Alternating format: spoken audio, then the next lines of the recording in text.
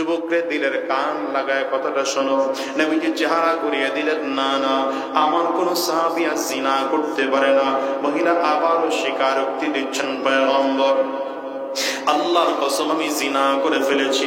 নবীজি আবার বললেন, না না, আমার কোন সাহাবী জিনা করতে পারে না, কারণ সহিহ বুখারীর বর্ণনা, লা ইয়াজনি জানি হিনা ইয়াজনি ওয়া হুয়া মুমিন, মুমিন থাকা অবস্থায় কোন মানুষ কোনদিন জিনার কাজের মধ্যে লিপ্ত হতে পারে না। মহিলা এবার ডেকে বলে, পয়গম্বর আমি জিনা করেছি, জিনার কারণে আমার পেটের মধ্যে বাচ্চা চলে আসছে। নবী আমার, আপনি আমাকে শাস্তি দিয়ে দেন, পবিত্র বানিয়ে দেন। আমি এই গুনাহ নিয়ে জমিন থেকে বিদায় হতে চাই না। জাহান্নামের আযাব সহ্য করতে পারবো না, পরকালের আযাব আমি সহ্য করতে পারবো না, রবের সামনে দাঁড়াতে পারবো না, আমি লজ্জায় মুখ নিয়ে দাঁড়াতে পারবো না। নবী আমার ডেকে বললেন, মা 3 বার বলেছে বিশ্বাস করলাম, কিন্তু তুমি বলেছো তোমার বাচ্চা এখন তোমার গর্ভে আছে। এই অবস্থায় আমি নবী তোমাকে শাস্তি দিতে পারবো না, কারণ এখন যদি শাস্তি দিই বাচ্চা জমিন থেকে বিদায় হয়ে যাবে। আমি নবী এত নির্দয় হতে পারি না। যাও বাসায় চলে যাও, যেদিন তোমার বাচ্চা জমিনের মধ্যে আগমন করবে, ভূমিষ্ঠ হবে, সেই দিন আমার কাছে আসবা, আমি তোমাকে শাস্তি দিয়ে পবিত্র বানিয়ে দেব। মহিলা লম্বা দিন পরে আবার নবীজির কাছে হাজির হয়ে গেল। আজকে বাচ্চাটাকে কোলে করে নিয়ে হাজির হয়েছে। পয়গম্বর এই বাচ্চাটার দিকে তাকান, আমার বাচ্চা এখন জমিনে এসেছে, আমার বাচ্চা আলাদা, আমিও আলাদা, আপনি আমার শাস্তি দিয়ে পবিত্র বানিয়ে দেন। নবীজি তাকিয়ে দেখলেন বাচ্চাটার বয়স খুবই কম, মাত্র 1 দিন বা 2 দিন আগে জন্মগ্রহণ করেছে। নবীজি ডেকে বললেন, মাগো এই বাচ্চার বয়স খুবই কম, এখন মায়ের আদর ছাড়া, মায়ের যত্ন ছাড়া বাচ্চা জমিনে বাঁচবে না। বিশেষ করে মায়ের খাবার এখন খুব বেশি দরকার এই বাচ্চাটার জন্য। আমি এখন এই বাচ্চাকে রেখে তোমাকে শাস্তি দিতে পারি না। যাও চলে যাও, যেদিন বাচ্চা এতটুকু বড় হবে, নিজের চলা নিজে চলতে পারে, নিজের খাওয়া নিজে খাইতে পারে, সেই দিন আমি নবীর কাছে আসবা। সাহাবায়ে কেরাম বলেন, নবীজিকে নবী যখন মেয়ে মহিলাকে ফিরিয়ে দিলেন, মহিলা নবীজির দরবার থেকে বের হয়, নিজের চোখ দিয়ে গাল বেয়ে বেয়ে পানিগুলো টপ টপ করে করে জমিনের মধ্যে পড়ে, আর আল্লাহর কাছে ডেকে ডেকে বলে, আয় আল্লাহ, আমার হায়াত কতদিন আছে জানি না, না জানি আমার হায়াত শেষ হওয়ার আগে, আমি গুনাহের শাস্তি পাওয়ার আগে হায়াত শেষ হয়ে যায়। যদি আমি গুনাহ থেকে পবিত্র হওয়ার আগে আগে আমার গুনাহ জমিন থেকে বিদায় হয়ে যায়, তাইলে তুমি জাহান্নামী হয়ে বিদায় হব। কবরের আযাব সহ্য করতে পারবো না, জাহান্নামের আযাব সহ্য করতে পারবো না। আল্লাহ আমার হায়াতটা বাড়িয়ে দাও, যেন আমার নবী আমাকে শাস্তি দিয়ে পবিত্র বানিয়ে দেয়। লম্বা দিন পরে আবার ফিরে আসলো। আজকে মহিলা বড় চালাকি করে, বাচ্চাকে কোলের থেকে নামিয়া হাতে ধরে হাঁটায় হাঁটায় নবীর দরবারে নিয়ে আসছে। বাচ্চার হাতে একটা শক্ত রুটি ধরিয়ে দিয়েছে। নবীজি তাকিয়ে দেখলেন এই ছোট বাচ্চা রুটি মুখের মধ্যে নিয়ে চাবাইতেছে, কামড়াইতেছে, খাচ্ছে। বাচ্চাটার সামনে দাঁড় করায়া মহিলাটিকে বলেন, আবার এই বাচ্চাটার দিকে তাকায় দেখে যখন নিজের খানা নিজে খাইতে পারে, নিজের চলা নিজে চলতে পারে, এখন আপনি আমার শাস্তি দিয়ে দেন, আর ঘুরায়েন না। আমার নবী একজন সাহাবীকে বাচ্চার দায়িত্ব দিয়ে বললেন, তাড়াতাড়ি করো, মহিলার জন্য গর্ত তৈরি করো। মহিলা বিবাহিতা ছিল, বিবাহিতা থাকার কারণে ইসলামের বিধান হচ্ছে, কোন বিবাহিতা পুরুষ অথবা নারী যদি জিনার কাজে লিপ্ত হয়, কোমর পর্যন্ত মাটির মধ্যে গেড়ে পাথর নিক্ষেপ করে জমিন থেকে বিদায় করে দেওয়া। এইবার মহিলাকে কোমর পর্যন্ত মাটির মধ্যে গেড়ে দেওয়া হলো, একের পর এক পাথর নিক্ষেপ করতে শুরু করা হলো। পাথরের আঘাতে আঘাতে রক্তের ফোঁটাগুলো জমিনের মধ্যে পড়তেছে। একটা রক্তের ফোঁটা একজন সাহাবীর হাতের মধ্যে এসেছে। তিনি বড় আফসোস করে বলে, আফসোস, একজন জিনাকারিনী মহিলার রক্ত আমার শরীরের মধ্যে এসে লাগলো, একজন খারাপ মহিলার রক্ত আমার শরীরের মধ্যে এসে লাগলো। নবীজি কথাটা শুনে ফেলেছেন। নবীজি ধমক দিয়ে বলেন, সাহাবী সাবধান, এই মহিলাকে এখন থেকে আর জিনাকারিনী বলবা না, এই মহিলাকে এখন থেকে আর অপবিত্র বলবা না। যদিও শয়তানের ধোঁকায় পড়ে অন্যায় করেছে, গুনাহ করেছে, জিনা করেছে, কিন্তু এই মহিলা আমার আল্লাহ পাকের কাছে এত পাক্কা সাচ্চা দিলে তওবা করেছে। এই তওবা যদি মদিনার সব মানুষ গুনাহগারদের মাঝে ভাগ করে দেওয়া হয়, আমার আল্লাহ তাআলা সকল গুনাহগারের পক্ষ থেকে জিন্দেগীর গুনাহগুলো মাফ করে দিবে। আলহামদুলিল্লাহ الحمد لله الذي أحاط بكل شيء علما وقضى بما يريد حكمة وحكما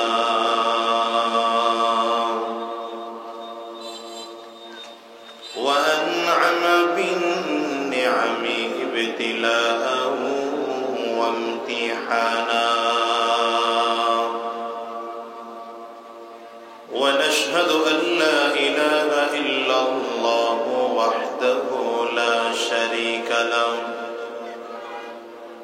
ونشهد أن محمدا عبده ورسوله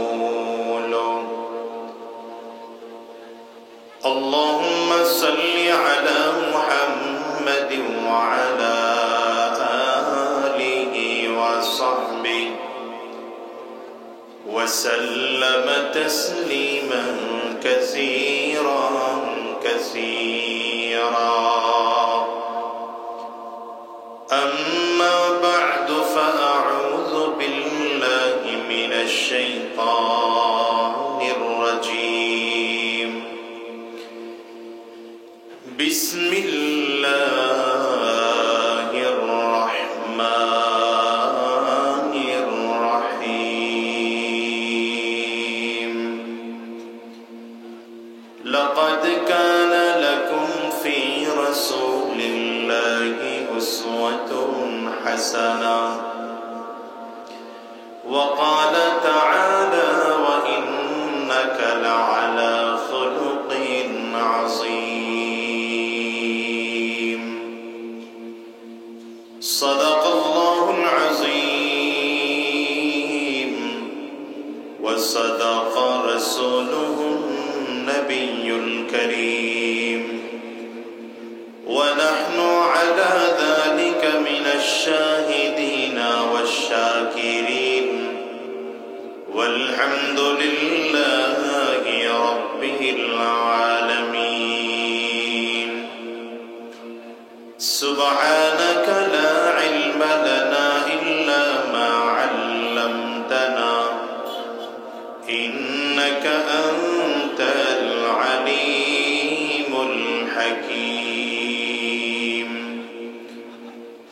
رب اشرح لي صدري ويسر لي أمري واحلل عقدة من لساني يفقه قولي لا إله إلا الله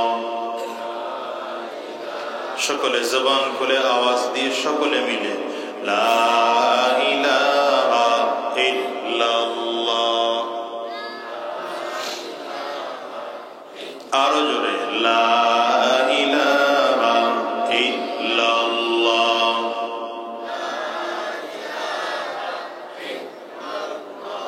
লা ইলাহা ইল্লাল্লাহ লা ইলাহা ইল্লাল্লাহ লা ইলাহা ইল্লাল্লাহ লা ইলাহা ইল্লাল্লাহ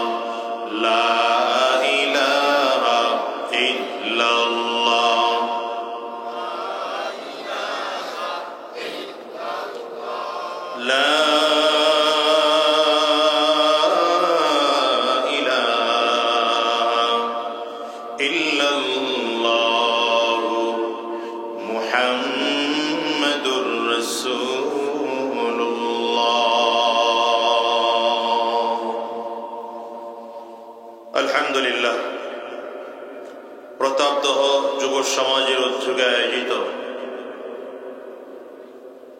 আজকের এই প্রতাপদহ মধ্যপাড়া বটগাছতলির মোড় আজকের এই মাহফিলের মুহতারাম সম্মানিত সভাপতি, সম্মানিত অতিথিবৃন্দ, সম্মুখপানে সমবেত দিন প্রিয়, ইসলাম প্রিয়, দিনদার ইমানদার মুমিন মুসলমান মর্দে মুজাহিদ ভাইরা, মুরব্বী বাবাজিরা, যুবক বন্ধুরা, কচি কাঁচা মাসুম বাচ্চারা, পর্দার অন্তরালে অবস্থানরতা সম্মানিতা শ্রদ্ধা মা ও বোনেরা, আল্লাহ পাকের শুকর যে আল্লাহ তাআলা আপনাকে আমাকে অত্যন্ত দয়া করে, মায়া করে, মহাব্বত করে ভালোবেসে আজকের এই কোরআনী মজলিসে, জান্নাতি বাগানে, ঈমানদারদের মজলিসে, আল্লাহ ওয়ালাদের মজলিসে, বিশেষ করে আল্লাহ পাকের যাকিরিন ও শাকিরিন বান্দাদের মজলিসে যে রব্বি করিম, মৌলাই করিম আপনাকে আমাকে আসার বসার তৌফিক দান করেছেন, সে মহান রব্বুল ইজ্জত ওয়াল জালালের দরবারে শুকর আদায় করি। আমরা সকলেই জবান খুলে আওয়াজ দিয়ে জোরে সোরে বলি আলহামদুলিল্লাহ। আমাদেরকে আল্লাহ তাআলা মানুষ হিসেবে সৃষ্টি করেছেন। আল্লাহ তাআলা চাইলে আমাদেরকে পশু প্রাণী বানাতে পারতেন, পারতেন না? পারতেন না? আপনারা কি মনোযোগ আছে? কথা শুনবার মতো মনোযোগ আপনাদের আছে? সময় খুব কম, খুব অল্প সময় কথা বলে চলে যেতে হবে। এখানে সময় দেওয়ার যখন ডেট দিয়েছি তখনই বললাম যে সর্বোচ্চ 9টার মধ্যে স্টেজে উঠব এবং 10টার মধ্যেই ছেড়ে দিতে হবে। এই জন্য খুব মনোযোগী হয়ে কথা শোনেন, অল্প সময় কথা বলবো ইনশাআল্লাহ। আল্লাহ আমাদের এই কথাগুলো আমাকে ইখলাসের সাথে বলার তৌফিক দান করুন, আপনাদেরকেও আমলের নিয়তে শুনবার তৌফিক দান করুন, বলেন আমিন। আল্লাহ তাআলা চাইলে আপনাকে আমাকে পশু প্রাণী বানাইতে পারতেন। দুনিয়ার সবথেকে নিকৃষ্ট কোনো প্রাণীও আল্লাহ বানাতে পারতেন, কিন্তু আল্লাহ তাআলা বানান নাই। বরঞ্চ রব্বে করিম বড় দয়া করে, মায়া করে, মহাব্বত করে, ভালোবেসে আল্লাহ তাআলা মানুষ বানিয়েছেন। শুধু মানুষ না, মানুষ বানানোর পরে আল্লাহ তাআলা চাইলে অন্য কোন নবীর উম্মত বানাতে পারতেন। আদম আলাইহিস সালাম থেকে আরম্ভ করে ঈসা আলাইহিস সালাম পর্যন্ত যে কোনো নবীর উম্মত আল্লাহ তাআলা বানাতে পারতেন, কিন্তু আল্লাহ তাআলা আখিরি জামানার পয়গম্বর, শ্রেষ্ঠ নবী, আকায়ে নামদার, তাজদারে মদিনা, আহমদ মুজতবা মুহাম্মদ মুস্তাফা, একটু জোরে বলেন সাল্লাল্লাহু আলাইহি ওয়াসাল্লাম, এই শেষ নবীর উম্মত হওয়ার সুযোগ করেছেন। যেই নবীর উম্মত হওয়ার জন্য অন্যান্য নবীরা দরখাস্ত করেছেন, আল্লাহ পাকের কাছে আবেদন করেছেন, অ্যাপ্লিকেশন করেছেন, অথচ আল্লাহ তাআলা আপনাকে আমাকে সেই নবীর উম্মত হওয়ার জন্য আপনি আমি কোনো দরখাস্ত করি না, আবেদন করি না, অ্যাপ্লিকেশন করিনি, অথচ আল্লাহ তাআলা আপনাকে আমাকে এই নবীর উম্মত বানিয়েছেন। এরপরে দেখেন আজকের এই মজলিসের এখানে মাহফিলের প্রচার, মাইক, লাইটিং, প্যান্ডেল, পোস্টারিং, প্রচার বহু মানুষের কাছে গিয়েছে। আল্লাহ তাআলা সবাইকে এখানে আসার সুযোগ দেন নাই, তৌফিক সবার হয় নাই। আল্লাহ তাআলা যাকে পছন্দ করেছেন আল্লাহ তাআলা তাকে এখানে নিয়ে আসছেন। এই যে এতগুলো ভালো কাজ আপনাকে আমাকে দিয়ে আল্লাহ তাআলা করাচ্ছেন, মনে রাখতে হবে এটা আল্লাহ পাকের খুব বড় খাস মেহেরবানি, দয়া ছাড়া সম্ভব না। ঠিক না ভাই? ঠিক। এই জন্য আওয়াজ দিয়ে আরেকবার শুকর আদায় করে বলুন আলহামদুলিল্লাহ। ফ্যানটা হালকা একটু ঘুরায় দাও, হালকা, এই মাইক্রোফোনে যেন না আসে। হ্যাঁ, ব্যাস ঠিক আছে।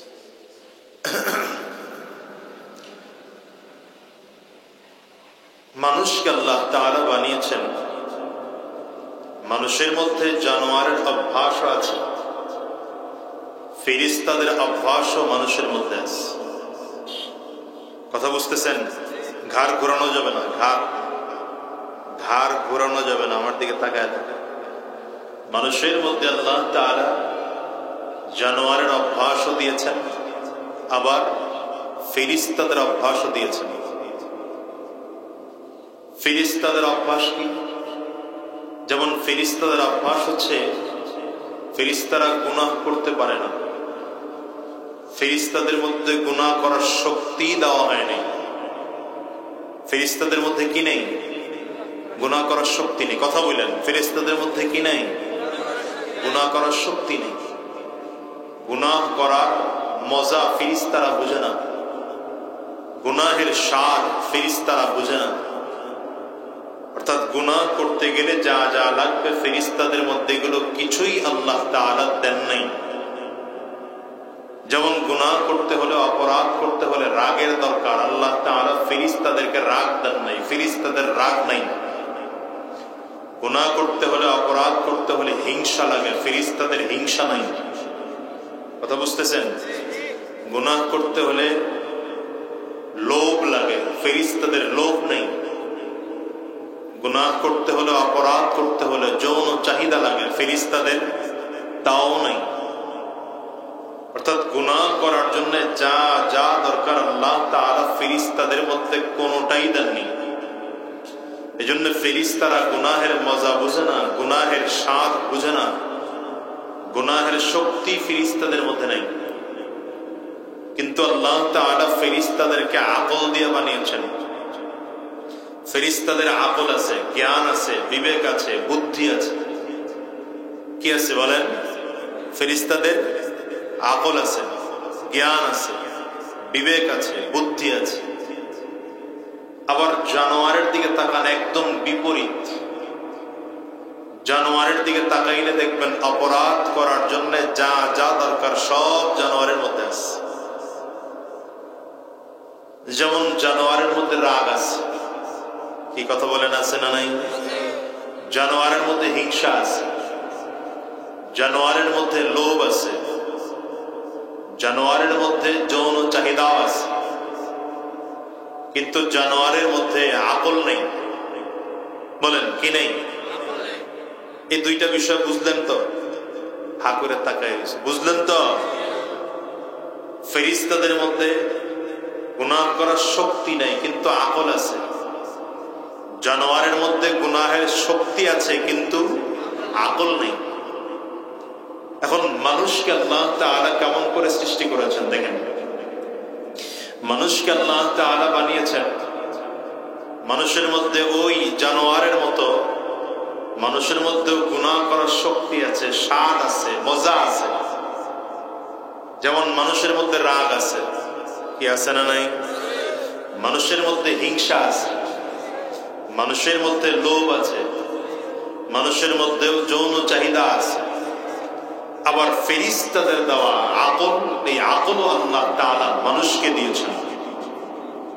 তার মানে ফেরেশতাদের কাছে একটা আছে আরেকটা নাই, জানোয়ারের কাছেও একটা আছে আরেকটা নাই। তো মানুষের মধ্যে একই সাথে দুইটা আছে। গুনাহ করার স্বাদও মানুষ বুঝে, গুনাহের মজা মানুষ বুঝে, গুনাহের শক্তিও মানুষের মধ্যে আছে, আবার আকলও মানুষের মধ্যে দেওয়া আছে। দুইটা একসাথে আল্লাহ তাআলা কেন দিলেন? ভালো করে বুঝেন এটা। দুইটা একসাথে কেন দেওয়া হলো? দেখেন, আমরা মনে করি আমাদের আকল আছে মানে হলো এটা দিয়ে দুনিয়া কামাইতে হবে। আকলটা আসলে আল্লাহ তাআলা দুনিয়া কামানোর জন্য দেন নাই। আকল দুনিয়াতে টাকাওয়ালা, ব্যবসায়ী হওয়া, ক্ষমতাবান হওয়ার জন্য আল্লাহ তাআলা আকল দেন নাই। কারণ দুনিয়ার বাস্তব চিত্র আপনি দেখেন, দুনিয়াতে কখনো এমন হয় যে যার আকল বেশি তার ক্ষমতা কম, কখনো এমনও হয় যার আকল কম তার ক্ষমতা বেশি। কি এমন হয় না হয় না? আবার কখনো এমন দেখবেন যার আকল কম তার সম্পদ বেশি, যার আকল বেশি তার সম্পদ কম। এমন হয় কি হয় না? তার মানে বোঝা গেল আকল আল্লাহ তাআলা দুনিয়া কামানোর জন্য দেন নাই। আকল না থাকলেও দুনিয়া কামানো যায়, আকল না থাকলেও ক্ষমতা অর্জন করা যায়, আকল কম থাকলেও কি করা যায়? ক্ষমতা অর্জন করা যায়, আকল কম থাকলেও সম্পদ অর্জন করা যায়, ঠিক না? এই যে 2024-এর জুলাই গণ অভ্যুত্থানের পরে ছাত্রদের মধ্য থেকে 2 জন মন্ত্রী হয়েছে, বয়স খুব কম, 25-26 বছরের যুবক। এই যে 2 জন ছাত্র মন্ত্রী হলো, অথচ এই বাংলাদেশে প্রখর রাজনীতিবিদরা আছে যারা 30 বছর, 40 বছর, 50 বছর ধরে রাজনীতি করে। আচ্ছা, যেই মানুষটা 50 বছর ধরে রাজনীতি করলো, তার জ্ঞান আর ওই 25 বছরের বাচ্চার জ্ঞান কি এক না? তো এরপরেও ক্ষমতা পাইল না? তার মানে বোঝা যায় যে আকল থাকলেই যে ক্ষমতা পাবে এমন না। তো আল্লাহ তাআলা আকল দিলেন কেন মানুষের মধ্যে? আকল দিয়েছেন আল্লাহ তাআলা যে গোলাম, তুমি তোমার আকল দিয়ে নিজের গুনাহ থেকে, নিজের মধ্যে যে বদ আখলাক গুলো আছে, আকল দেওয়া হলো এগুলো কন্ট্রোল করার জন্য, যেন তুমি তোমার আকল দিয়ে তোমার রাগ নিয়ন্ত্রণ করতে পারো। যদি তুমি তোমার রাগটাকে আকল দিয়ে নিয়ন্ত্রণ করতে পারো, হিংসা যদি আকল দিয়ে নিয়ন্ত্রণ করতে পারো, লোভ যদি আকল দিয়ে নিয়ন্ত্রণ করতে পারো, যৌন চাহিদা যদি নিজের আকল দিয়ে নিয়ন্ত্রণ করতে পারো, আল্লাহ তাআলা ওই বান্দার জন্য ঘোষণা দেন, ওয়ালাকাদ কাররামনা বনি আদম, ওয়ালাকাদ কাররামনা বনি আদম। আল্লাহ বলেন, এই মানুষটা আমি আল্লাহ পাকের কাছে পৃথিবীর মধ্যে সব থেকে দামি মানুষ। কেমন দামি? গোটা দুনিয়ার মধ্যে আল্লাহ তাআলা যত মাখলুক তৈরি করেছেন, অগণিত মাখলুক তৈরি করেছেন, অগণিত মাখলুকের মধ্যে আল্লাহ তাআলা এই মানুষের ব্যাপারে ঘোষণা দেন, আমি আল্লাহ তাআলা মানুষকে সব মাখলুকের থেকে দামি জাতি বানাইলাম।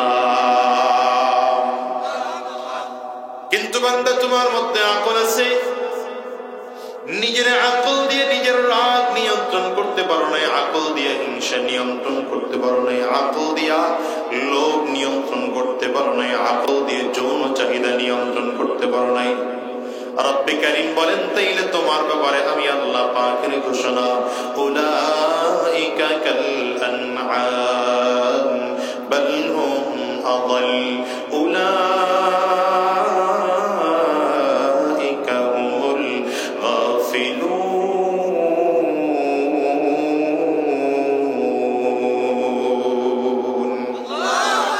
বান্দা, যদি তুমি তোমার নিজের আকল দিয়ে রাগ নিয়ন্ত্রণ করতে না পারো, হিংসা নিয়ন্ত্রণ করতে না পারো, লোভকে নিয়ন্ত্রণ করতে না পারো, আল্লাহ বলেন তাইলে তোমার অবস্থা হলো দুনিয়ার মধ্যে যত চতুষ্পায় জন্তু আছে, ভেড়া, শিয়াল, শুয়োর, কুকুর, যত নিকৃষ্ট প্রাণী আছে, আল্লাহ বলেন তুমি এদের মতো, শুধু মতোই নয়, তাদের চেয়েও খারাপ, ঠিক না?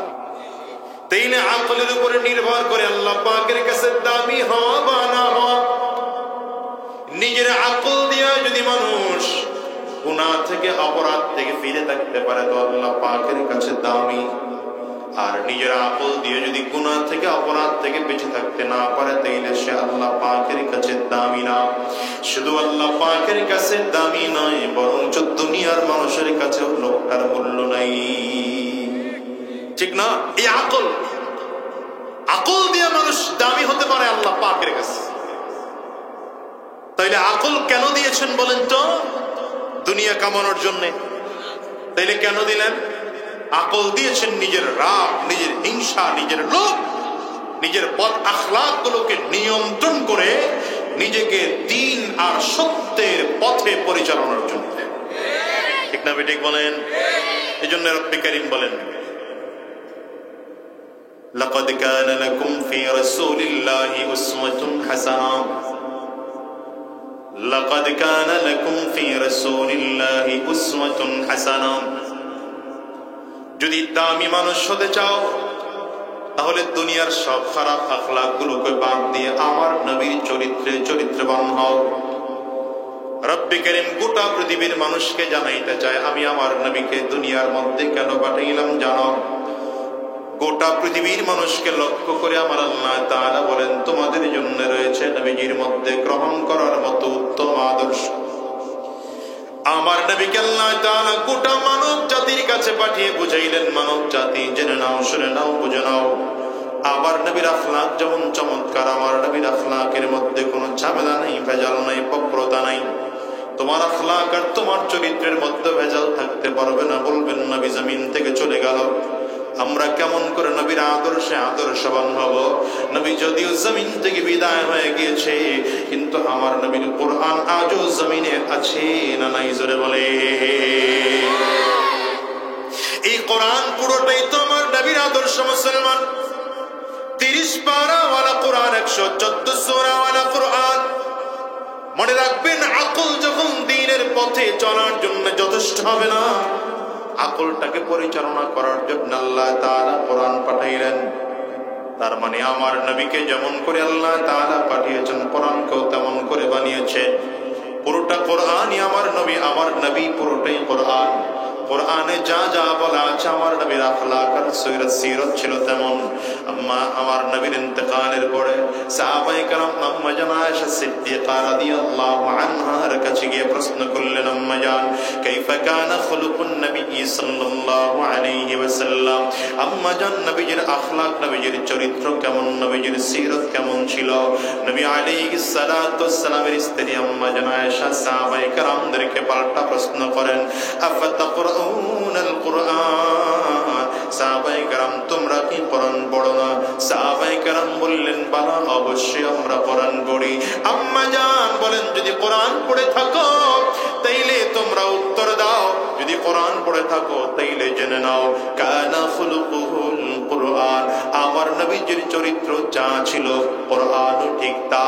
তার মানে আমি বলি আল্লাহ তাআলা গোটা পৃথিবীর মধ্যে 2 কোরআন পাঠিয়েছেন, এক হলো থিওরিক্যাল কোরআন আর এক হলো প্র্যাকটিক্যাল কোরআন। এই থিওরিক্যাল কোরআন হলো আপনার আমার সামনে যে প্রিন্টেড 30 পারাওয়ালা কোরআন আছে, এটা হলো থিওরিক্যাল কোরআন।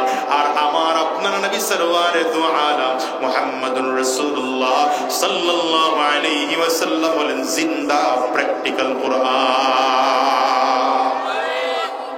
নবী যদিও জমিন থেকে চলে গেল, কিন্তু এই যুগেও 1450 বছর পরে এই যুগে এসেও যদি কোন মানুষ কোরআনুল কারীম অনুযায়ী নিজের সিরাতকে গঠন করতে পারে, আখলাক তৈরি করতে পারে, নিজের চরিত্র গঠন করতে পারে, এই মানুষটা দুনিয়াতেও বড় দামি হয়ে যেতে পারবে।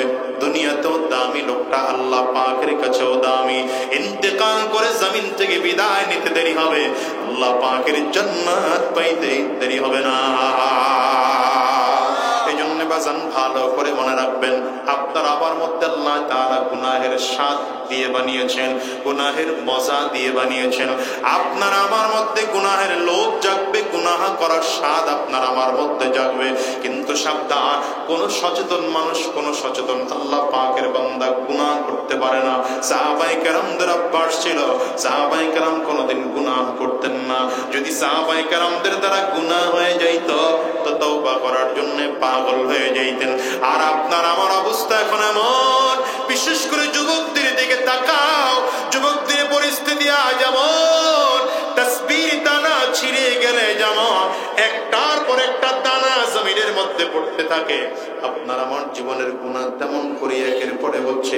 ওই যে ফেসবুকের মধ্যে গুনাহ চলতেছে, ইউটিউবের মধ্যে গুনাহ চলতেছে, গুগলের মধ্যে গুনাহ চলতেছে, টিকটকের মধ্যে গুনাহ চলতেছে।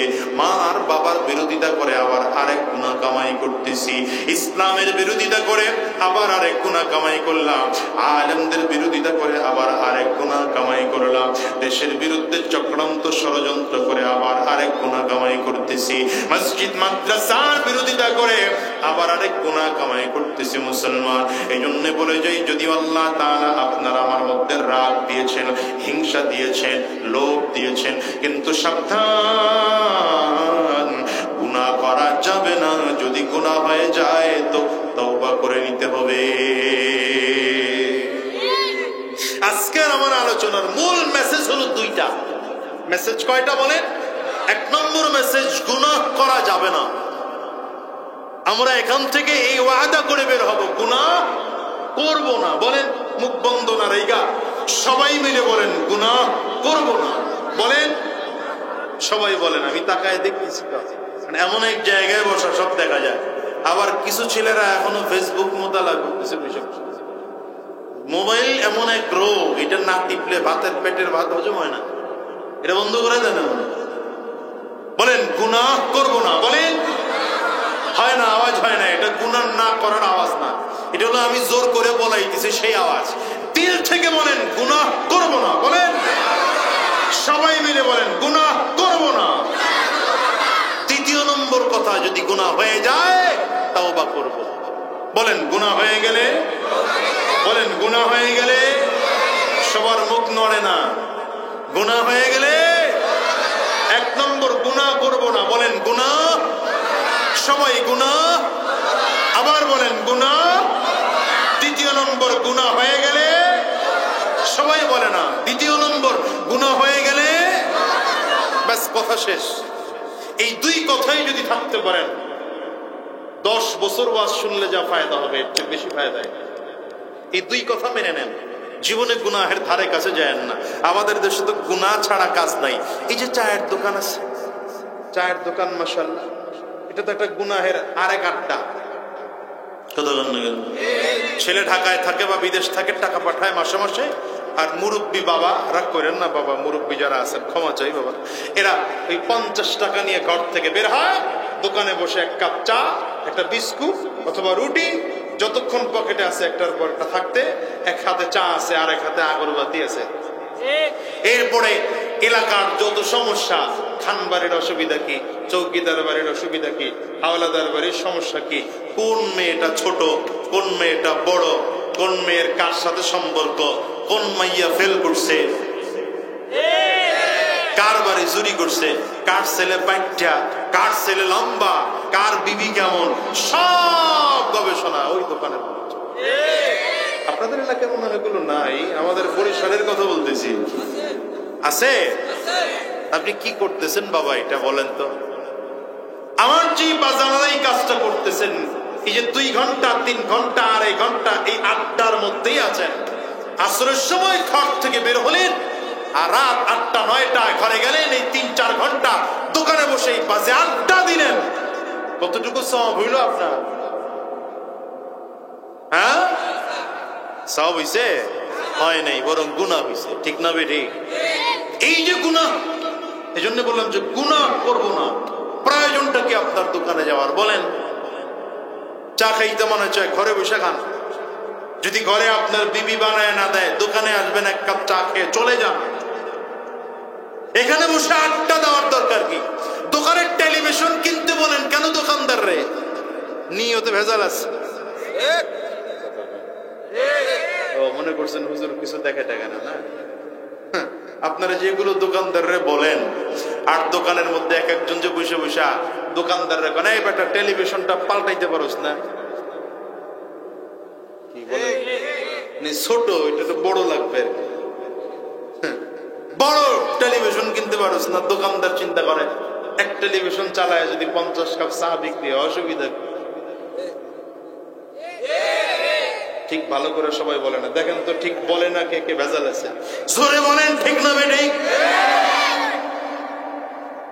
আজকের এই মাহফিল থেকে প্রতিজ্ঞা করে বের হন, এই প্রতিজ্ঞা করে বের হন যে দোকানে বাসে আড্ডা দেব না। না পারেন নাই, বলতে পারেন এটা ইনশাআল্লাহর পাওয়ার না, এটা ফরমালিনের পাওয়ার। এটা জোরে বলেন ইনশাআল্লাহ, জোরে বলেন। আর যুবকরা যেগুলো আছে, জনমের মতো ফেসবুক চালাবি, পয়সা পয়সা মেসেঞ্জার, ফেসবুক আর টিকটক। কি কথা কয় না কেন? তো লেখাপড়া সব গোল্লায়, কি কথা কন না কেন? বইটই আর কারবার ঠারবার নাই, সব শেষ। এখন মাওলানা গুগল চলতেছে, মুফতি ইউটিউব, হুজুর টিকটক, হুজুর এই পাইছে কইলা, এইটার মধ্যে সারাক্ষণ ওইটার মধ্যে ডুবে আছে, নিচের থেকে খালি উপরে ঠেলে, যে কি ঠেলে ও নিজেই বুঝে। আমার কথা বুঝতেছেন আপনারা? খুব রাগ হইতেছেন আমার? এই বাজে হুজুর এই সমস্ত কথা বলার জন্য কি হুজুর আপনারা দাওয়াত দিছি? আসলে দেন নাই, আমি বুঝি। তো এটাই কথা। আমার দেশের যুবকগুলো যদি শুধু মোবাইলে যে পরিমাণ সময় অপচয় করেছে একটু হিসাব করতে হবে, তাহলে ওর জীবনে আফসোস হতো যে আমার জীবনের কত ঘন্টা সময় নষ্ট হয়েছে। আপনি বলেন একটা ছেলে যদি 8 ঘন্টা মোবাইল টিপে, 8 ঘন্টা যদি মোবাইল টিপে, ওর জীবন থেকে কত ঘন্টা মোবাইল টিপবে বলেন? 1 বছরে কত ঘন্টা নষ্ট। কিছুদিন পরে আমরা এই দেশের বোঝা হয়ে যাব, তোমরা এই দেশের সম্পদ হবে। আর যদি এখন থেকে চরিত্রবান হতে না পারো, তোমরা সম্পদ নামের বোঝা হবে, বোঝা। কি কথা কন না কেন? কিন্তু আমি এখনকার যুবকদের নিয়ে বড় আশাবাদী, কারণ যেই ছাত্ররা দেখলাম যে এত অনিয়ম, কিন্তু সেই ছাত্ররা আলহামদুলিল্লাহ গোটা বাংলাদেশকে দেখিয়েছে, গোটা বাংলাদেশটাকে 2-4 দিনের মধ্যে কেমন করে নিয়ন্ত্রণ করতে হয়, ফ্যাসিবাদ কেমন করে দূর করতে হয়, জালেমদের কেমন করে দুপুরের খানা পাকানো থাকলেও না খাইয়া ভাগাতে হয়। আমার ছাত্ররা তা দেখিয়েছে। 2 হাত উঁচা করে বলেন, 2 হাত উঁচা করে বলেন, ঠিক কিনা? আমার ভাইরা, এই জন্য বললাম 1 নম্বর গুনাহ করব না, এটা হলো আমাদের জীবনের শপথ। আজকের এই মাহফিলের প্রথম সবক। বলেন 1 নম্বর কি করব না? আবার বলেন, জোরে বলেন, জোরে বলেন, জোরে বলেন। 2 নম্বর, যদি গুনাহ হয়ে যায় তাহলে তওবা করব। আল্লাহু আকবার। এই 2টা কথার উপরে আমল করতে পারবেন তো ইনশাআল্লাহ? ইয়া আইয়ুহাল্লাযীনা আমানুত্তাকুল্লাহ, ইয়া আইয়ুহাল্লাযীনা আমানুত্তাকুল্লাহ। আল্লাহ বলেন, গোলাম রে তাকওয়াবান হও, তাকওয়াবান হও, তাকওয়াবান হও। এ দুনিয়ার মুসলমান, যদি গুনাহ থেকে বেঁচে থাকতে পারেন, নিজের মধ্যে ভয়টুকু অর্জন করাইতে পারেন, আল্লাহ তাআলা আমাকে আকল দিয়েছেন, আমি আকল দিয়ে গুনাহ থেকে বেঁচে থাকব। নিজের আকল দিয়ে রাগটাকে নিয়ন্ত্রণ করব, আকল দিয়ে হিংসা নিয়ন্ত্রণ করব, আকল দিয়ে লোভটাকে নিয়ন্ত্রণ করব। নিজের জ্ঞান বিবেক বুদ্ধি দিয়া গুনাহ থেকে বেঁচে থেকে আমি আমার নিজের জীবনটাকে দামি বানাবো। দেখবেন আপনার থেকে দামি মানুষ আল্লাহর কাছে আর দ্বিতীয়টা না। সাহাবায়ে কেরামদের জীবনের বড় আমল ছিল, সাহাবায়ে কেরাম জীবনে কোনোদিন গুনাহ করতেন না। যদি সাহাবায়ে কেরামদের গুনাহ হয়ে যেত, তওবা করার জন্য পাগল হয়ে যেতেন। ওই যে একজন মহিলা নবীজির কাছে আসছেন, সাহাবিয়া পর্দার আড়ালে দাঁড়ায় বলেন, পয়গম্বর আমি জিনা করে ফেলেছি। যুবকের দিলের কান লাগায় কথাটা শোনো। নবীজি চেহারা ঘুরিয়ে দিলেন, না না, আমার কোন সাহাবী জিনা করতে পারে না। মহিলা আবারও স্বীকারোক্তি দিচ্ছেন, পয়গম্বর আল্লাহর কসম আমি জিনা করে ফেলেছি। নবীজি আবার বললেন, না না, আমার কোন সাহাবী জিনা করতে পারে না। কারণ সহিহ বুখারীর বর্ণনা, লা ইয়াজনি জানি হিনা ইয়াজনি ওয়া হুয়া মুমিন। মুমিন থাকা অবস্থায় কোন মানুষ কোনদিন জিনার কাজের মধ্যে লিপ্ত হতে পারে না। মহিলা এবার ডেকে বলে, পয়গম্বর আমি জিনা করেছি, জিনার কারণে আমার পেটের মধ্যে বাচ্চা চলে আসছে। নবী আমার, আপনি আমাকে শাস্তি দিয়ে দেন, পবিত্র বানিয়ে দেন। আমি এই গুনাহ নিয়ে জমিন থেকে বিদায় হতে চাই না। জাহান্নামের আযাব সহ্য করতে পারবো না, পরকালের আযাব আমি সহ্য করতে পারবো না, রবের সামনে দাঁড়াতে পারবো না, আমি লজ্জায় মুখ নিয়ে দাঁড়াতে পারবো না। নবী আমার ডেকে বললেন, মা 3 বার বলেছে বিশ্বাস করলাম, কিন্তু তুমি বলেছো তোমার বাচ্চা এখন তোমার গর্ভে আছে। এই অবস্থায় আমি নবী তোমাকে শাস্তি দিতে পারবো না, কারণ এখন যদি শাস্তি দিই বাচ্চা জমিন থেকে বিদায় হয়ে যাবে। আমি নবী এত নির্দয় হতে পারি না। যাও বাসায় চলে যাও, যেদিন তোমার বাচ্চা জমিনের মধ্যে আগমন করবে, ভূমিষ্ঠ হবে, সেই দিন আমার কাছে আসবা, আমি তোমাকে শাস্তি দিয়ে পবিত্র বানিয়ে দেব। মহিলা লম্বা দিন পরে আবার নবীজির কাছে হাজির হয়ে গেল। আজকে বাচ্চাটাকে কোলে করে নিয়ে হাজির হয়েছে। পয়গম্বর এই বাচ্চাটার দিকে তাকান, আমার বাচ্চা এখন জমিনে এসেছে, আমার বাচ্চা আলাদা, আমিও আলাদা, আপনি আমার শাস্তি দিয়ে পবিত্র বানিয়ে দেন। নবীজি তাকিয়ে দেখলেন বাচ্চাটার বয়স খুবই কম, মাত্র 1 দিন বা 2 দিন আগে জন্মগ্রহণ করেছে। নবীজি ডেকে বললেন, মাগো এই বাচ্চার বয়স খুবই কম, এখন মায়ের আদর ছাড়া, মায়ের যত্ন ছাড়া বাচ্চা জমিনে বাঁচবে না। বিশেষ করে মায়ের খাবার এখন খুব বেশি দরকার এই বাচ্চাটার জন্য। আমি এখন এই বাচ্চাকে রেখে তোমাকে শাস্তি দিতে পারি না, যাও চলে যাও। যেদিন বাচ্চা এতটুকু বড় হবে, নিজের চলা নিজে চলতে পারে, নিজের খাওয়া নিজে খাইতে পারে, সেই দিন আমি নবীর কাছে আসবা। সাহাবায়ে কেরাম বলেন, নবীজিকে নবী যখন মেয়ে মহিলাকে ফিরিয়ে দিলেন, মহিলা নবীজির দরবার থেকে বের হয়, নিজের চোখ দিয়ে গাল বেয়ে বেয়ে পানিগুলো টপ টপ করে করে জমিনের মধ্যে পড়ে, আর আল্লাহর কাছে ডেকে ডেকে বলে, আয় আল্লাহ, আমার হায়াত কতদিন আছে জানি না, না জানি আমার হায়াত শেষ হওয়ার আগে, আমি গুনাহের শাস্তি পাওয়ার আগে হায়াত শেষ হয়ে যায়। যদি আমি গুনাহ থেকে পবিত্র হওয়ার আগে আগে আমার গুনাহ জমিন থেকে বিদায় হয়ে যায়, তাইলে তুমি জাহান্নামী হয়ে বিদায় হব। কবরের আযাব সহ্য করতে পারবো না, জাহান্নামের আযাব সহ্য করতে পারবো না। আল্লাহ আমার হায়াতটা বাড়িয়ে দাও, যেন আমার নবী আমাকে শাস্তি দিয়ে পবিত্র বানিয়ে দেয়। লম্বা দিন পরে আবার ফিরে আসলো।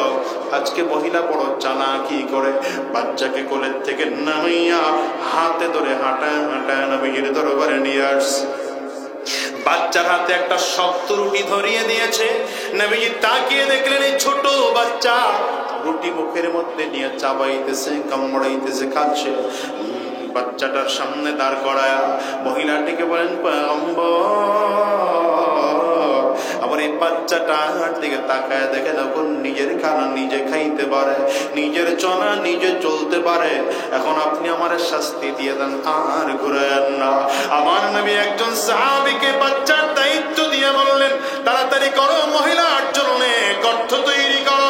মহিলা বিবাহিতা ছিল, বিবাহিতা থাকার কারণে ইসলামের বিধান হচ্ছে কোন বিবাহিতা পুরুষ অথবা নারী যদি জিনার কাজে লিপ্ত হয়, কোমর পর্যন্ত মাটির মধ্যে গেড়ে পাথর নিক্ষেপ করে জমিন থেকে বিদায় করে দেওয়া। এইবার মহিলাকে কোমর পর্যন্ত মাটির মধ্যে গেড়ে দেওয়া হলো, একের পর এক পাথর নিক্ষেপ করতে শুরু করা হলো। পাথরের আঘাতে আঘাতে রক্তের ফোঁটাগুলো জমিনের মধ্যে পড়তেছে। একটা রক্তের ফোঁটা একজন সাহাবীর হাতের মধ্যে এসেছে। তিনি বড় আফসোস করে বলে, আফসোস, একজন জিনাকারিনী মহিলার রক্ত আমার শরীরের মধ্যে এসে লাগলো, একজন খারাপ মহিলার রক্ত আমার শরীরের মধ্যে এসে লাগলো। নবীজি কথাটা শুনে ফেলেছেন। নবীজি ধমক দিয়ে বলেন, সাহাবী সাবধান, এই মহিলাকে এখন থেকে আর জিনাকারিনী বলবা না, এই মহিলাকে এখন থেকে আর অপবিত্র বলবা না। যদিও শয়তানের ধোঁকায় পড়ে অন্যায় করেছে, গুনাহ করেছে, জিনা করেছে, কিন্তু এই মহিলা আমার আল্লাহ পাকের কাছে এত পাক্কা সাচ্চা দিলে তওবা করেছে। এই তওবা যদি মদিনার সব মানুষ গুনাহগারদের মাঝে ভাগ করে দেওয়া হয়, আমার আল্লাহ তাআলা সকল গুনাহগারের পক্ষ থেকে জিন্দেগীর গুনাহগুলো মাফ করে দিবে। জীবনে ওয়াদা করে যেন গুনাহ করব না, এটা এক নম্বর কথা। দ্বিতীয় নম্বর কথা, যদি গুনাহ হয়েও যায় তাইলে আমরা আল্লাহ পাকের কাছে তওবা করব। কেন বলি বাজান জানো, দুনিয়াতে আজ আছে আগামী কালকে থাকবো এমন কোনো গ্যারান্টি নেই, বরঞ্চ দুনিয়া আসার সিরিয়াল আছে, যাওয়ার কিন্তু কোনো সিরিয়াল নাই। ঠিক না বেঠিক? আওয়াজ করে চিল্লায়া বল। এই দুনিয়াতে আগে দাদা আসে, তারপরে সন্তান আসে, তারপরে বাবা আসে, তারপরে সন্তান আসে। কিন্তু কখনো এমন হয় যাওয়ার সময় দাদা দুনিয়ায় থাকে, নাতি জমিন থেকে বিদায় হয়, বাবা দুনিয়ায় থাকে, সন্তান জমিন থেকে বিদায় হয়। এমন হয় কি হয় না? একটু আওয়াজ করে চিল্লায় জোরে বলেন। একটা বারের জন্যই সব মিলাও। আসার সময়টা তো জানা যায় কোন সময় আমি জমিনের মধ্যে আসবো, আমার ভূমিষ্ঠ কখন আমি হব, ডাক্তারের একটা ডেট পর্যন্ত পাওয়া যায়। কিন্তু আমি যখন জমিন থেকে বিদায় হয়ে যাব, আবার ইন্তেকালের খবর দুনিয়ার কাউকেও জানানো হয় না, এমনকি আমাকেও জানানো হয় না। এরে বাজার, তওবা করব বলে বলে বলে বলে সময় অবহেলা করো না, গুনাহ থেকে মুক্ত হব বলে বলে সময়কে অপচয় করো না। বহুত মানুষ জমিনের মধ্যে এমন আছে, আগামীকাল থেকে নামাজ পড়বো, আগামীকাল থেকে নামাজ পড়বো, এই কথা বলে বলে লোকটার 70 বছর পার হয়ে গেল, এখনো নামাজ শুরু করতে পারলো না। আগামীকাল থেকে দাড়ির মধ্যে আর খুরে লাগাবো না, এমন নিয়ত করে করে করে করে কখনোই তাড়াতাড়ি রাখা হয় না আগামীকাল থেকে আমি ভালো হয়ে যাব, আর খারাপ রাস্তায় চলবো না। এমন করে করে বহু মানুষ দুনিয়া আছে আর তার ভালো হয় না। এই জন্য বলবো আজকের ময়দান থেকে ওয়াদা করে বিদায় হও। দাড়ির মধ্যে করে লাগাবো না, মাথার সুন্নতি টুপি ছাড়বো না, সুন্নতি পোশাক বাদ দেবো না, হারাম রাস্তায় কদম বাড়াবো না, শয়তানি রাস্তায় চলবো না, গুনাহের পথে চলবো না, অন্যায়ের পথে পা বাড়াবো না। ওয়াদা গুলো করতে কারা কারা তৈয়ার আছো বাজান? দুইটা হাত উঁচা করে আমার আল্লাহকে দেখাও, আওয়াজ দিয়ে জবান করে ডাক দাও আল্লাহ, চিৎকার করে জোরে ডাক দাও না আল্লাহ। চোখে যদি পানি না আসে কান্নার বান ধরে ডাকো না আল্লাহ। দিলটাকে নরম করে ফেলো আর মালিকের চিৎকার করে ডাকো আল্লাহ। দয়ার মালিক, সব মানুষগুলো মিলে আমরা দুইটা হাত উঁচু করলাম, হারাম রাস্তায় কদম বাড়াবো না, শয়তানি রাস্তায় কদম বাড়াবো না, গুনাহের পথে চলবো না। আল্লাহ তুমি কবুল করে না, জবান খুলে বলো আমিন। আলহামদুলিল্লাহি রাব্বিল আলামিন, আলহামদুলিল্লাহি রাব্বিল আলামিন, والصلاة والسلام على سيد الأنبياء والمرسلين.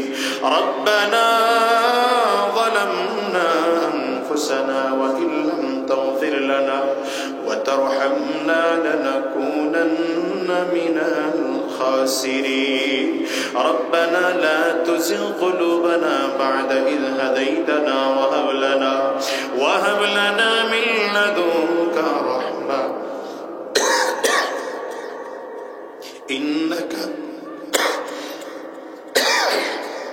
إنك أنت الوهاب. رب ارحمهما كما ربياني صغيرا.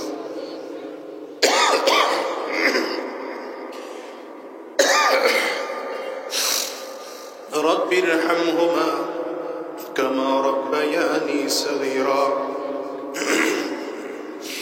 رب ارحمهما كما ربياني صغيرا. আল্লাহ আজকের মাহফিলকে তুমি কবুল করে নাও। আজকের মাহফিল আয়োজন করতে গিয়ে যারা টাকা পয়সা মেধা শ্রম বুদ্ধি দিয়ে সহযোগিতা করলেন প্রত্যেককে তুমি কবুল আর মঞ্জুর করে নাও। আল্লাহ আজকের এই মাহফিল করতে গিয়ে যারা যেইভাবে সহযোগিতা করেছেন, প্রশাসনের ভাইয়েরা, জনপ্রতিনিধিরা, মাইক লাইট স্টেজ প্যান্ডেলের দায়িত্ব যারা পালন করেছেন প্রত্যেককে কবুল আর মঞ্জুর করে নাও। আয় আল্লাহ এই মাহফিল কানা এলাকাবাসীর জন্য হিদায়াতের জরিয়া বানিয়ে দাও। আজকের এই মাহফিল কানা এলাকাবাসীর জন্য নাজাতের ওসিলা বানিয়ে দাও। রব্বি করিম আমাদেরকে দ্বীন ও ইসলামের জন্য কবুল করে নাও। গোটা বাংলাদেশকে ইসলামের জন্য কবুল করে নাও। আমার এই বাংলাদেশকে দ্বীনের জন্য কবুল করে নাও। উলামায়ে কেরামদেরকে এক খাওয়ার তৌফিক দিয়ে দাও।